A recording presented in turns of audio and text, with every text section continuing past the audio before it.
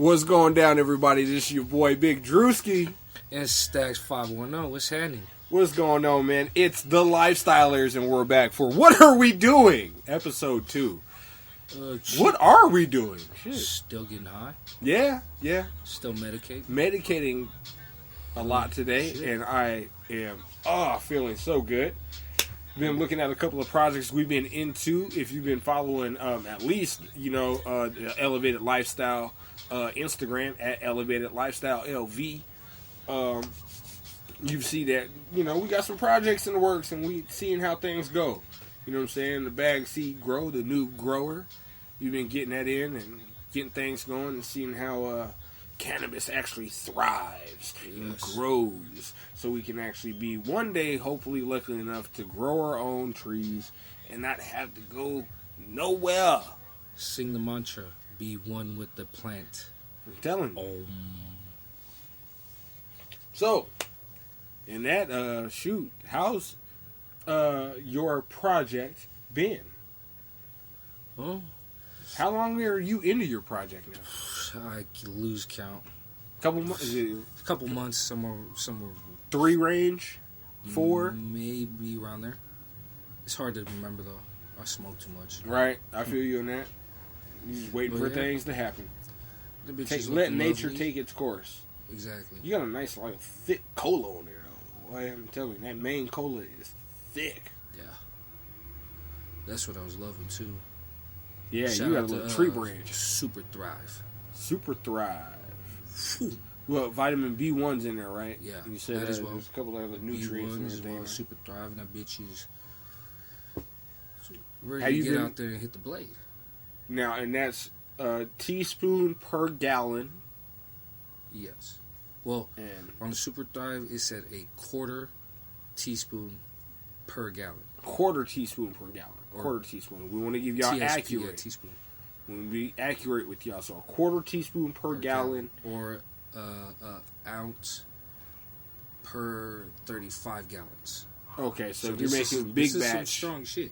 So if you're going big batch and they got measurements for that as well. There you go. But his plant's looking very, very, very lovely. We're doing beautiful over on my sand. You know what I'm saying? I got a nice little seedling in a stage here. That space bucket is looking beautiful. Yo, I can't. I've been actively on growbuckets.com for like a year and a half, maybe 2 years. Okay. Reading. Yeah. Just all right, cool. And neighbors across the street painting their house. Yeah. Bing. I was like, oh, hey, do you guys happen to have some buckets I could use? Yeah, man, how many you need? Like 6? He came right out the back with these buckets, and it was like, bang. So from there, and it was just like, all right, cool. I had 3 old PCs, so I parted out one for the fans. Old like landline phone, the power that connector to it. Yeah. Get a couple of those. I had. Now they recommend Mylar. It's a little bit thicker, but it's still reflective material. The cheaper version of Mylar are those reflective heat shields that you get in your first aid kit. Yeah.